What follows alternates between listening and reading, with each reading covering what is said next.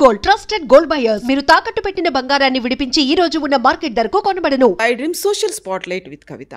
Pahalgam attack తర్వాత భారత సైన్యం ప్రెసిషన్ స్ట్రైక్స్ చేసింది. ఆ తర్వాత పిక్చర్ అభి బాకీ హై అనుకుంటూ ప్రతి ఒక్కరూ ఎదురు చూశారు. యుద్ధం వస్తుంది అనుకున్నారు, పీఓకేని స్వాధీనం చేసుకుంటామనుకున్నారు, ఎట్ ద సేమ్ టైం పాక్కి బుద్ధి చెప్తామనుకున్నారు. అయితే సడన్గా కాల్పుల విరమణ ఎందుకు తెరపైకి వచ్చింది? ఆ తర్వాత ఏం జరిగింది? విరమణ ఒప్పందం వెనక అమెరికా, ట్రంప్ ఏమైనా ఉన్నారా? నెక్స్ట్ జరగబోయేటువంటి పరిణామాలు ఎలా ఉండబోతున్నాయి? భారత స్ట్రాటజీ ఏంటి? మోదీ మైండ్లో ఏముంది? బోల్డ్ అన్ని క్వశ్చన్స్ ఉన్నాయి. వీటి గురించి మాట్లాడుకుందాం. మనతో పాటుగా ఉన్నారు senior journalist and analyst Suresh Kochattil garu. Suresh garu నమస్తే అండి, ఎలా ఉన్నారు మీరు? సో ఆఫ్టర్ దిస్ ఒక కాన్ఫ్లిక్ట్ అనేది డెవలప్ అయింది, బోల్డ్ అంత యుద్ధం జరుగుతుంది అనేటువంటి ఒక అట్మాస్ఫియర్ వచ్చింది.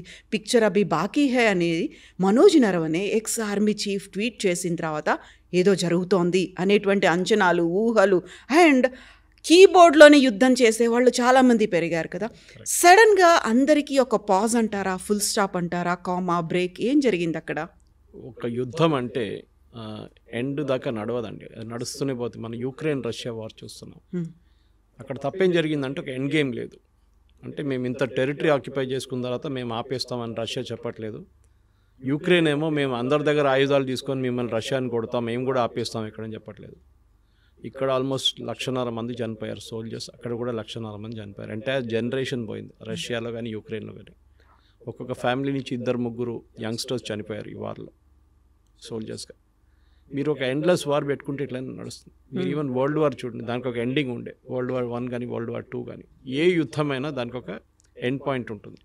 ఫస్ట్ ఆఫ్ ఆల్ ఒక ఆబ్జెక్టివ్ ఉంటుంది, దేనికి యుద్ధానికి వెళ్తున్నాం. In this case it was not a war, it was a limited action. మనం ఏం చెప్పామంటే మా పహల్గామ్లో చేసిన టెర్రరిస్ట్ అటాక్ చేసిన వాళ్ళ మీద మేము దాడి చేస్తాం. So it can be any camps in either PoK or Pakistan. Limited objective ఉండే మన దగ్గర. సో మనం we attacked those camps, destroyed them totally. Pakistan ఏం చేయాలి అప్పుడు? మన దగ్గర ఉన్న టెర్రరిస్ట్ క్యాంప్ మీద అటాక్ చేయాలి, కానీ మన దగ్గర టెర్రరిస్ట్ క్యాంప్స్ లేవు కదా. సో వాళ్ళు ఏం చేశారు, మన మీద ఉన్న సివిలియన్ ఏరియాస్ కానివ్వండి, మిలిటరీ బేసెస్ మీద దాడి చేయడం మొదలుపెట్టారు.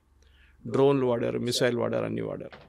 అండ్ అమేజింగ్లీ వెల్ మన డిఫెన్స్ మెకానిజం చాలా బాగా పనిచేసింది. మీరు చూసుంటారు, ఫస్ట్ టైం మన బ్యాటిల్ టెస్ట్ చేసాం చాలా ప్రోడక్ట్స్ని. అది S-400 ఉండొచ్చు, ఆకాష్ తీర్ సిస్టమ్ ఉండొచ్చు, పినాకా ఉండొచ్చు, ఏదైనా చాలా సిస్టమ్స్ ఉన్నాయి. అది కూడా నావిక్ మన శాటిలైట్ బేస్ కంట్రోల్ చేసే సాఫ్ట్వేర్ కానివ్వండి, గ్లోబల్ పొజిషన్ సిస్టమ్ కానీ అన్నీ చాలా బాగా పనిచేసింది. దాని వెనక మొత్తం బయటకు వచ్చి అందరు మాట్లాడారు, కానీ చాలామంది మాట్లాడుతున్నారు, ఎస్పెషల్లీ ప్రైవేట్ సెక్టర్లో హెల్ప్ చేస్తున్న మాట్లాడుతున్నారు. వాళ్ళ ప్రోడక్ట్స్ రేపు అమ్మాలి కదా వాళ్ళకు, దానికోసం. కానీ ఏం జరిగింది అప్పుడు? పాకిస్తాన్ వచ్చి మన మీద దాడి చేశారు.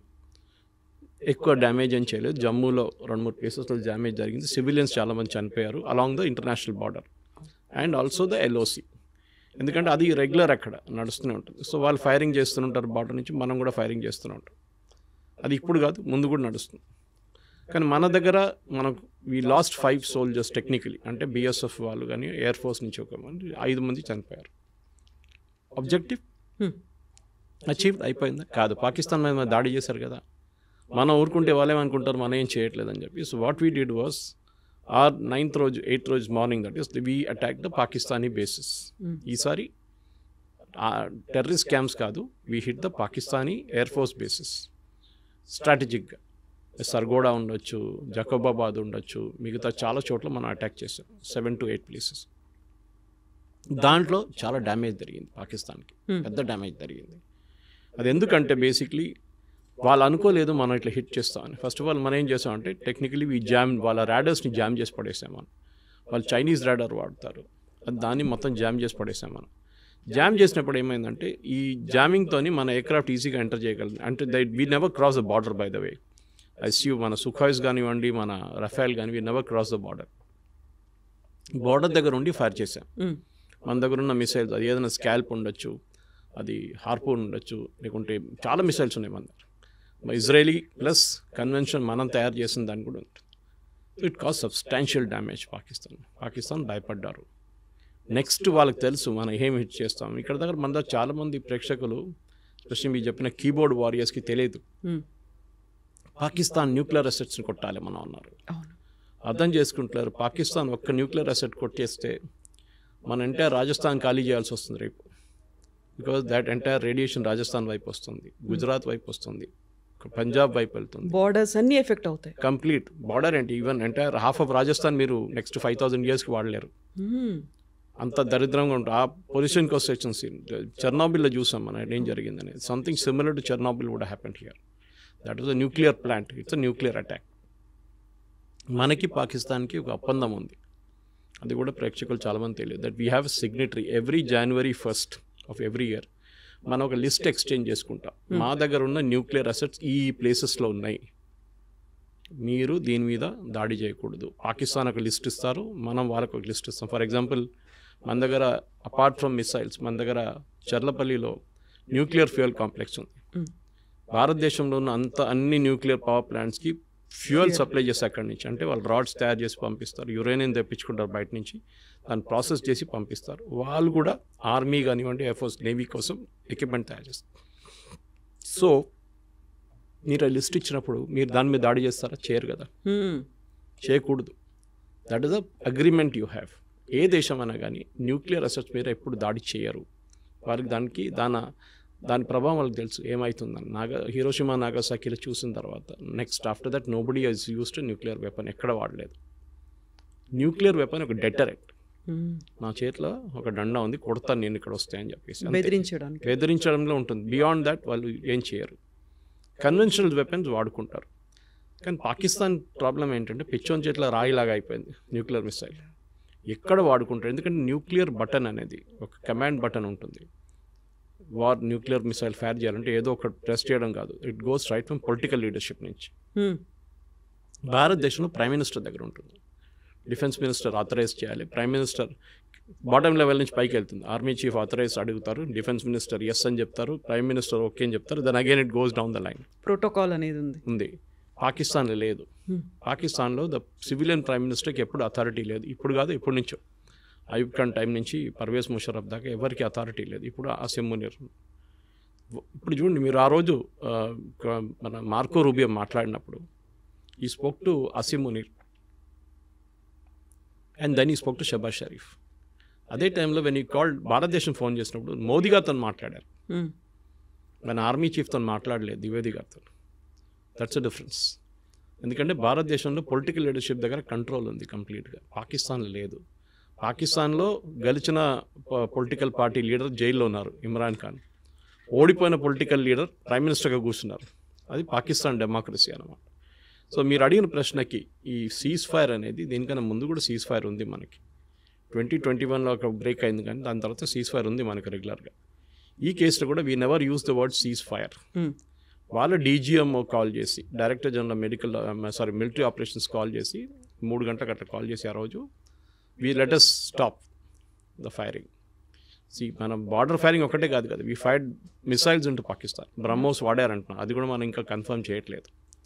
సో ఆ పరిస్థితికి వచ్చినప్పుడు we kept quiet. We said okay fine, we will check with the political leadership. Check చేసి తిరిగి వచ్చి 5 గంటలకు కన్ఫర్మ్ చేస్తాం, ఎస్ నేను ఆపేస్తాను, మీరు డ్రోన్లు పంపించకండి, మీరు మిసైల్ పంపించకండి, మేము కూడా మీ మీద ఫైర్ చేయం. ఆ పరిస్థితిలో ఉన్నాం ఇప్పుడు.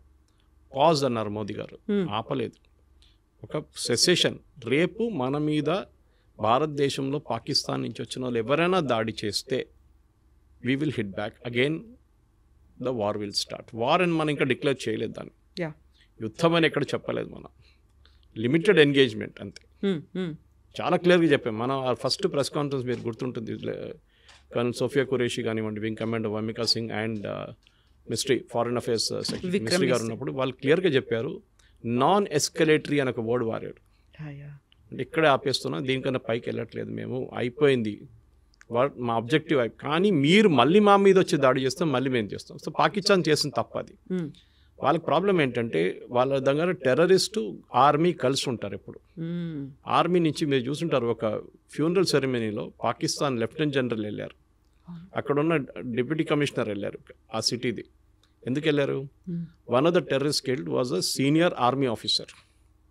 కానీ వీళ్ళేం చేస్తారంటే ఈ ఆర్మీ ఆఫీసర్ని టెర్రరిస్ట్ క్యాంప్కి డెప్యూట్ చేస్తారు ట్రైనింగ్ కోసం. మనం ఆ రోజు కొట్టినప్పుడు ఈయన మీద పడ్డది బాంబు వచ్చి, 3 చనిపోయారు. సో దానికోసం ఆయన కాఫిన్ మీద మీరు చూసుంటారు ఫ్లాగ్ ఉండే పాకిస్తానీ ఫ్లాగ్, పాకిస్తానీ జెండా. That is it. And funeral state funeral ఇచ్చారు వాళ్ళు. సో స్టేట్ ఫ్యూనరల్ టెర్రరిస్ట్కి ఇవ్వరు. మన మీడియా కూడా తప్పు చేశారు దాంట్లో. స్టూడెంట్ టెర్రరిస్ట్కి ఫ్యూనరల్ టెర్రరిస్ట్ కాదు, they are Pakistani army officers. వాళ్ళు టెర్రరిస్ట్గా బిహేవ్ చేస్తున్నారు, టెర్రరిస్ట్ క్యాంప్లో ఉంటున్నారు, వాళ్ళకి ట్రైనింగ్ ఇస్తున్నారు, అన్నీ వాళ్ళు చేస్తున్నారు. కానీ ఆ రోజు వాళ్ళ బ్యాడ్ లక్ ఏంటంటే ఆ బాంబ్ వరకు వాళ్ళు అక్కడ ఉన్నారు ఆ టెర్రరిస్ట్ క్యాంప్లో. సో డెఫినెట్ అక్కడ మనం ఆపేస్తాం. సో మన ప్రేక్షకులు అర్థం చేసుకోవాలంటే యుద్ధం అనేది చాలా ఎక్స్పెన్సివ్ ప్రాసెస్. కోట్లు ఖర్చు అవుతుంది. ఒక SU-400 నుంచి ఒక మిసైల్ ఫైర్ చేస్తే మనకి ఎన్ని $500,000 పోతుందా, $1 million పోతుందా, లేకుంటే ఎన్ని కోట్లు, 10 కోట్లు పోతుందా, 15 కోట్లు పోతుందా అని చూడాలి. మనం ఏదో ఫ్రీగా కాదు కదా. మనం ఒక్కొక్కసారి రష్యా దగ్గర తెప్పించుకుంటే దాని ఎక్విప్మెంట్ మనం మొత్తం 5 దానికి $5.2 billion కట్టాం మనం. దాంట్లో బ్యాటరీస్ 45,000 కోట్లు దాకా బ్యాటరీస్ ఫైర్ చేసే బ్యాటరీస్ ఉండొచ్చు ఏదైనా. ఇప్పుడు మీరు ఇజ్రాయలీ ఐరన్ డోమ్ చూడండి, ఐరన్ డోమ్ నుంచి ఫైర్ చేసిన ఒక మిసైల్కి cost is $1 million. Incoming missile అది $20,000 కూడా ఉండదు, కానీ డిస్ట్రాయ్ చేయడానికి ఇంకా ఎక్కువ కాస్ట్ పెట్టాల్సి వస్తుంది. సో మనం దానికన్నా ఆకాష్ తీర్ వాడాం, ఇట్స్ లెసర్ కాస్ట్. ఇప్పుడు కొత్త టెక్నాలజీలో ఈవెన్ ఇజ్రాయెల్ టెస్ట్ చేస్తున్నారు, మనం కూడా టెస్ట్ చేస్తున్నాం. లేజర్ వాడుకుంటున్నాం అంటే మీకు ఫిజికల్గా ఏం ఫైర్ చేయట్లేదు, లేజర్తో డిస్ట్రాయ్ చేస్తున్నారు దాన్ని, ఇన్కమింగ్ మిసైల్ని. సో కాల్పు విరమణ అనేది ఇట్స్ అ ప్రాసెస్. మోదీ గారు చెప్పిన దాని ప్రకారం ఇక్కడైనా ఇప్పటి నుంచి మన మీద దాడి చేస్తే, పాకిస్తాన్ నుంచి వచ్చిన తీవ్రవాదులు మన దగ్గర వచ్చి కాశ్మీర్ కానివ్వండి మిగతా ఎక్కడైనా వచ్చి దాడి చేస్తే we will start again. So ఒక భయం, దీనికన్నా ముందు ఈ భయం లేకుండే పాకిస్తాన్కి. ఇప్పుడు వాళ్ళు చేస్తారా, చేయరు, ఎందుకంటే వాళ్ళకి తెలుసు మన కాల్పు విరమణ చేసింది ఈ కండిషన్ మీద. ఇది వైలేట్ చేస్తే మళ్ళీ మేము స్టార్ట్ చేసేస్తాం, మళ్ళీ మమ్మల్ని తప్పు పట్టకండి. This is what it is.